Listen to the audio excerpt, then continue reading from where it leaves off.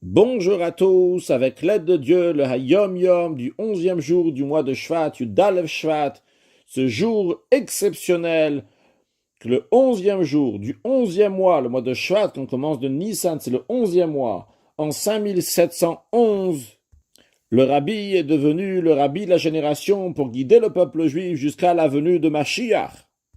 Ce jour, ce mois et cette année qui est lié avec le chiffre 11, qui représente le chiffre 1 qui est au-delà des 10 et qui doit s'intégrer dans le 10, le surnaturel qui doit s'habiller dans la nature et qui rentre aussi dans l'esprit du Hayom Yom d'aujourd'hui. Tout d'abord, le rabbi nous dit qu'il faut étudier le Chumash du jour, le Tehillim du jour, le Tanya du jour.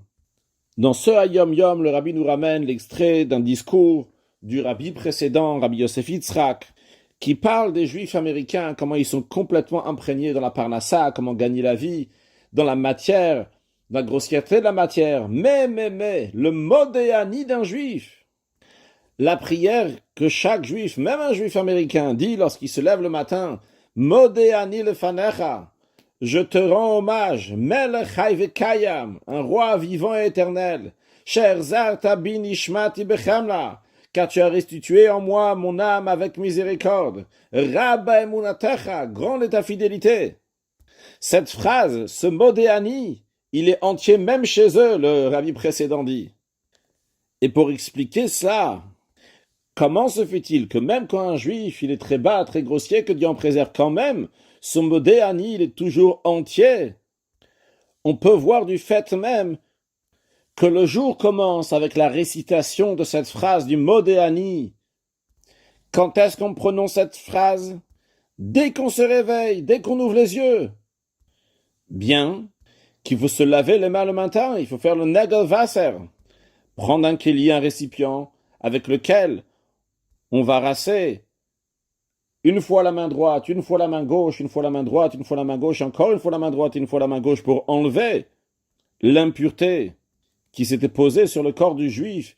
Et quand le juif se réveille, à ce moment-là, ça reste seulement sur ses mains. Et pourtant, le modéani, on le dit même avant de s'être lavé les mains de cette impureté. Alors, il y a une raison qui est simple. Tout simplement, dans le modéani, de toutes les façons, on ne dit pas le nom de Dieu. Alors même si la personne elle a encore les mains impures, elle ne sait pas encore laver les mains, mais quand même, il peut dire le modéani. De toute façon, il n'y a pas le nom de Dieu. Ce qui rentre aussi dans l'esprit de dès qu'on profite de quelque chose, tout de suite on doit remercier Hachem. Dès que la personne se réveille, tout de suite il doit remercier Hachem. Donc on a trouvé une bénédiction dans laquelle il n'y a pas un remerciement, dans lequel il n'y a pas le nom de Dieu.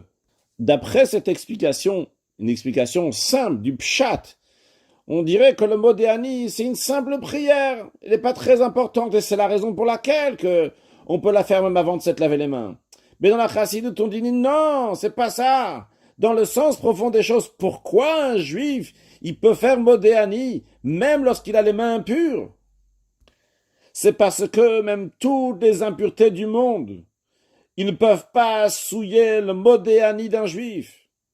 Vrai qu'un juif peut avoir une lacune dans tel domaine ou dans un autre domaine, mais le modéani d'un juif, il reste intègre, il reste entier. Et comme on le sait que chaque juif, il a 5 niveaux dans l'âme. Il y a le nefesh, ruach, neshama, chaya, et puis le plus haut niveau qui s'appelle yechida.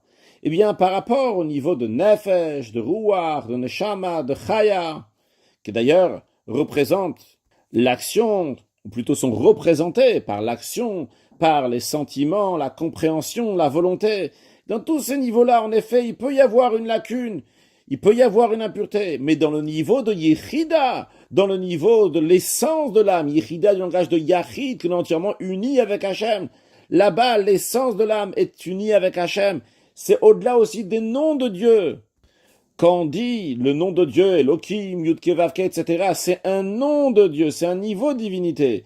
Mais lorsque le juif, il se réveille le matin et il remercie Dieu, il remercie l'essence de Dieu, pas un niveau de divinité.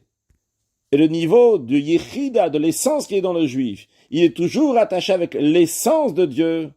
Et c'est la raison pour laquelle que dans le modéani, il n'y a pas de nom de Dieu. Non pas parce que c'est une prière qui est simple et basse, mais au contraire parce que c'est une prière qui est extrêmement haute, qui représente l'union de l'essence du juif avec l'essence de Dieu.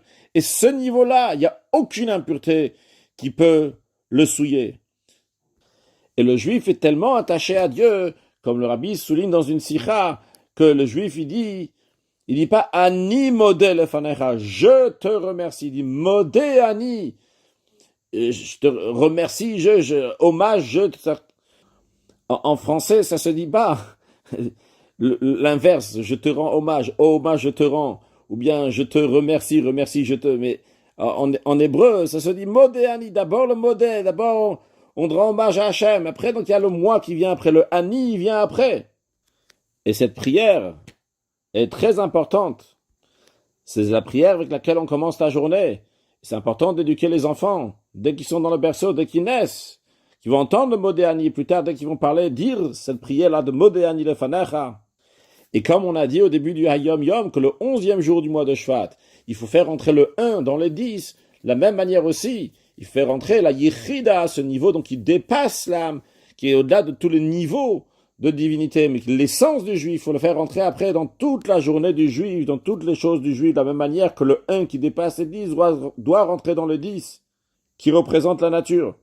Et pour conclure, comme on dit dans le Remes, dans l'allusion que quand on dit Rabba emunatecha, que grande est ta fidélité, cela fait référence à Triyat Meitim, à la résurrection des morts, qu'on dit à Dieu que de la même manière que nous on était en train de dormir, que notre âme nous a quittés, que quand même à Kadosh Baruch Hu, Dieu nous a rendu notre âme. De la même manière aussi, Dieu va faire ressusciter tout le peuple juif, et même d'ailleurs tous les non-juifs, qui font les 7 Noachim très prochainement avec la venue de Mashiach, now un excellent Yom.